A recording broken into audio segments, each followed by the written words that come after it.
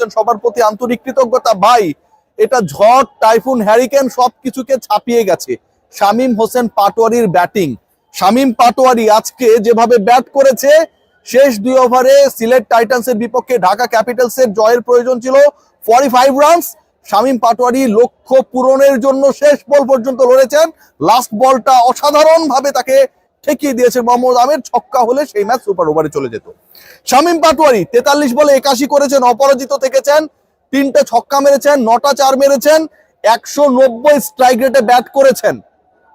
এই ম্যাচের লাস্ট ওভারটা দীর্ঘদিন মানুষের মনে থাকবে।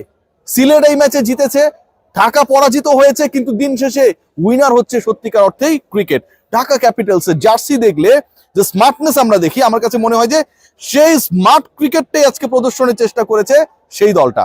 আমরা সবাই জানেন যে ঢাকা ক্যাপিটালসের অফিসিয়াল ব্র্যান্ডিং স্পন্সর করছে শীর্ষস্থানীয় কসমেটিক্স এবং skin care brand remark Harlan. তাদের যে বিভিন্ন প্রোডাক্ট, অরিক্স রয়েছে, লিলি রয়েছে, একনল রয়েছে, জার্সিটা আমরা দেখেছি। সেই জার্সি নিয়ে আজকে খেলতে নেমে যে দুজন ক্রিকেটার আমাদের সবার মন জয় করেছে, একজন সাব্বির রহমান রুম্মান আর একজন শামীম হোসেন পাটোয়ারি। শামীম পাটোয়ারি শেষ 2 ওভারে 45 রান দরকার, সেই 45 রানের ইকুয়েশনটা শেষ ওভারে গিয়ে দাঁড়ালো 27 রানে। প্রথম বলে 4, পরের বল ওয়াইড, লাস্ট 5 বলে দরকার 22 রান। তারপরের বল, এটা একটা নাটক, ব্যাট বলে সংযোগ হয়নি, ঘাড়ের উপর দিয়ে গেছে, নো বল কিনা শেষ পর্যন্ত থার্ড আম্পায়ার ডিসাইড করলেন that was a no ball.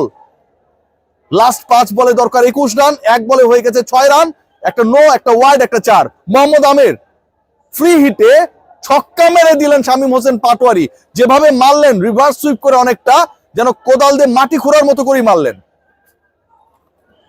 15 run দরকার, বল আছে 4টা, তারপরে বলে কোনো রান হলো না।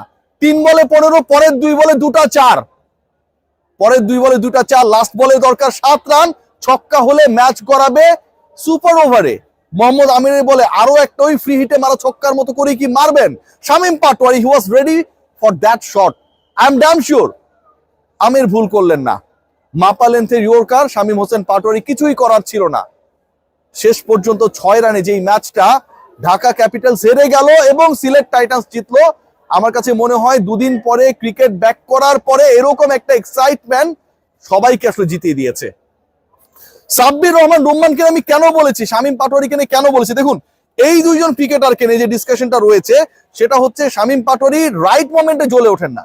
আজকে একলা যেটা করেছেন, তাসকিন আহমেদ করেছেন ওই পার্টনারশিপে মাত্র 3 রান, টোটাল এসেছে 38 রান ওই শেষ 2 ওভারে, বাকি 35 রানের 2টা হচ্ছে এক্সট্রা।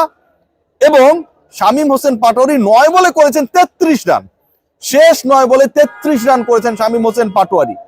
অবিশ্বাস্য ম্যাচ জেতানোর পথে 188 স্ট্রাইক রেটে ব্যাট করেছেন, 9টা ছক্কা মেরেছেন, 3টা 4 মেরেছেন। বোলার যেই হোক না কেন, শামীম হোসেন পাটোয়ারি ওয়াজ ট্রিমেন্ডাস। সাব্বির এবং শামীমের পার্টনারশিপ যতটা গুরুত্বপূর্ণ ছিল, আমার কাছে মনে হয় এই দুজন যে ন্যাশনাল টিমের যোগ্য ক্যান্ডিডেট সেই ব্যাপারটা প্রমাণ হওয়াটা তার থেকে বেশি জরুরি ছিল। জাকের আলী অনেককে নিয়ে অনেক আলোচনা হয়, কে খেলবেন, সাব্বিরকে দরকার নাই middle order finishing A, he is not the appropriate batter, এই ডিসকাশনস গুলো হয়। কিন্তু আজকেও 19 বলে 23 করেছেন, আগের ম্যাচে 10 বলে 21 করেছেন। আজকের যেই সিচুয়েশন ছিল তার আগে 5টা উইকেটের পতন হয়েছে, আস্কিং রান রেট বেড়ে যাচ্ছে। সাব্বির চাইলে 40 করতে পারতেন, 30 বল খেলতে পারতেন, টিকে থাকার এই লড়াইটা করে শেষ পর্যন্ত এস্টাবলিশ করতে পারতেন যে আমাকে ন্যাশনাল টিমের সুযোগটা দেন। সেটা তিনি করেন নাই। তিনি যেটা করেছেন, তার দলের স্বার্থে এক্সপ্লোসিভ ব্যাটিংটাকে কন্টিনিউ করেছেন। নাসুম আহমেদের বল ছক্কা মেরেছেন, সিঙ্গেল নিয়েছেন, আবারও ছক্কা মারার চেষ্টা করতে গিয়ে আউট হয়ে গেছেন। এই যে একজন ক্রিকেটারের ক্যারেক্টার, যেই ক্যারেক্টার আজকে সাব্বির রহমান শো করেছে, যেই character till the end Shamim Hossain Patwari show করেছে, that is the real character. Ball নষ্ট না করে আস্কিং রেটের সাথে পাল্লা দিয়ে অবিশ্বাস্য চেজে নেতৃত্ব দেওয়ার চেষ্টা করেছেন এই দুই ক্রিকেটার।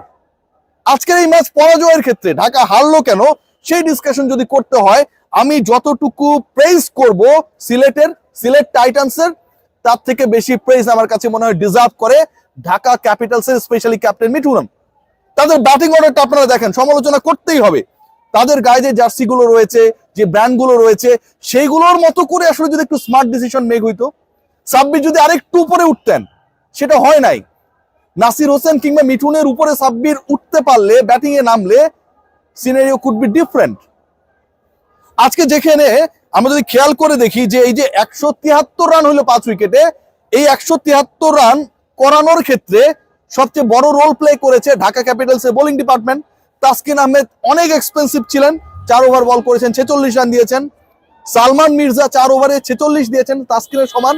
কিন্তু যারা তুলনামূলকভাবে অনেক বেটার বোলিং করেছেন তাদেরকে ক্যাপ্টেন ইউজই করেন নাই। ইমাদ ওয়াসিম 4 ওভারে কোটা পূরণ করতে পারেন নাই, 3 ওভার বল করেছেন, 14 রান, ইকোনমি 4.66। আপনি কেন তাকে বল করালেন না? 173 এর স্কোরটা তো নাও হতে পারতো। বাদ দিলাম তার কথা। নাসির হোসেন 3 ওভারে 20 রান, ইকোনমি 6.66, আপনি তারও একটা ওভার রেখে দিয়েছেন। সাইফ হাসান 2 ওভারে 13 রান, একটা উইকেট নিয়েছেন, ইকোনমি 6.5। এই যে সাইফ হাসানের 2 ওভারে 13, নাসির হোসেনের 3 ওভারে 20, ইমাদের 3 ওভারে 14 রান, মানে এই 3 জন বোলার মিলে যে 8টা ওভার করলেন, এবং এই 8 ওভারে এই 3 জন বোলার মিলে যেভাবে রানটাকে স্কাই হাই হবার ক্ষেত্রে, রুখে দেওয়ার ক্ষেত্রে বড় রোল প্লে করলেন, আপনি তাদেরকে করালেন না। এই রোলটা ছিল ডেফিনেটলি ক্যাপ্টেনের। ব্যাট হাতে তিনি ফ্লপ হয়েছেন। ব্যাটিং ডিপার্টমেন্টে যখন যাকে নামানো হয়েছে সেটা আমার কাছে ব্যক্তিগতভাবে প্রশ্নবিদ্ধ মনে হয়েছে। এবং বোলিং চেঞ্জেস গুলো খেয়াল করে দেখেন, spin was working that time, সেটাকে কাজে লাগাতে ব্যর্থ হয়েছেন মোহাম্মদ মিঠুন। রেজাল্ট কি হলো? অন্তত আজকের এই ম্যাচে ঢাকার এগেইনস্টে সিলেট টাইটান্স 15 থেকে 20 রান বেশি করেছে, এবং শেষ পর্যন্ত সিলেটের এগেইনস্টে এই ম্যাচটা ঢাকা হেরেছে মাত্র 6 রানে। বোলিং চেঞ্জেস গুলো যদি আরেকটু বুদ্ধি সম্পন্ন হতো, আরেকটু মেধা সম্পন্ন হতো, ব্যাটিং ডিপার্টমেন্টের অর্ডারটা যদি আরেকটু ডিফারেন্ট হতো, it could be a very different match. আজকে যিনি 188 স্ট্রাইক রেটে ব্যাট করলেন, শামীম পাটোয়ারি 80+ রানে ইনিংসটা খেললেন, শেষ 2 ওভারে 45 রানের সমীকরণ মিলাতে গিয়ে 39 করে ফেললেন, একলাই অনেকটা। সেই শামীম হোসেন পাটোয়ারি হয়তো আজকে উইনিং টিমে থাকতে পারতেন। সাব্বির রহমান যেই প্রেসারে পড়ে ওই ওভারে 8 রান তোলার পরে আবারও ছক্কা মারতে গেলেন নাসুম আহমেদকে, সাকসেসফুল বোলার, হয়তো তিনি ওই শটটা না খেলতেও পারতেন। আস্কিং রান রেট তখন প্রতি ওভারে 12 ভাই, কিচ্ছু করার নাই, you have to play that shot. So overall ঢাকার এই পরাজয়টা আমার কাছে মনে হয় সবচেয়ে বড় দায়ের জায়গা, যেটা ক্যাপ্টেন্সির জায়গা একটা বড় রোল ছিল, এবং একই সাথে ব্যাটিং অর্ডারটা আমার কাছে কোনোভাবে অ্যাকসেপ্টেবল মনে হয় নাই। এই ব্যাটিং অর্ডারে যদি একটু শাফল করা হতো, নাসিরের জায়গায় যদি, অথবা মোহাম্মদ মিঠুনের জায়গায় যদি, যেই দুজন ব্যাট করেছেন হাইয়েস্ট এবং সেকেন্ড হাইয়েস্ট রান করেছেন 23 এবং 81, শামীম এবং সাব্বির, এদেরকে ওই জায়গায় খেলানো হতো, it could be a different ball game. এবং সেই জিনিসটা হয়নি দেখে আজকে ঢাকা পরাজিত। তারপর এটা অনেক এক্সাইটিং একটা ম্যাচ ছিল, অসাধারণ একটা ম্যাচ ছিল। বিপিএল অলমোস্ট যেখানটায় অনেক ধরনের আলোচনা, বিতর্ক, সমালোচনার মধ্যে দিয়ে যাচ্ছিল, মাঝখানে ব্রেক এসেছে, সবকিছুকে পাশ কাটিয়ে এরকম একটা এক্সাইটিং ক্রিকেট আজকে বাংলাদেশের দর্শকরা দেখতে পেয়েছে, যারা মাঠে এসে দেখেছে, যে টেলিভিশন স্ক্রিনে দেখেছে। বোথ অফ দোজ স্পেক্টেটর্স আমার কাছে মনে হয় they enjoyed the cricket, specially the batting display by Shamim Hossain Patwari. Strike rate 188। সবাই ভালো থাকবেন, টেক গ্রেট কেয়ার।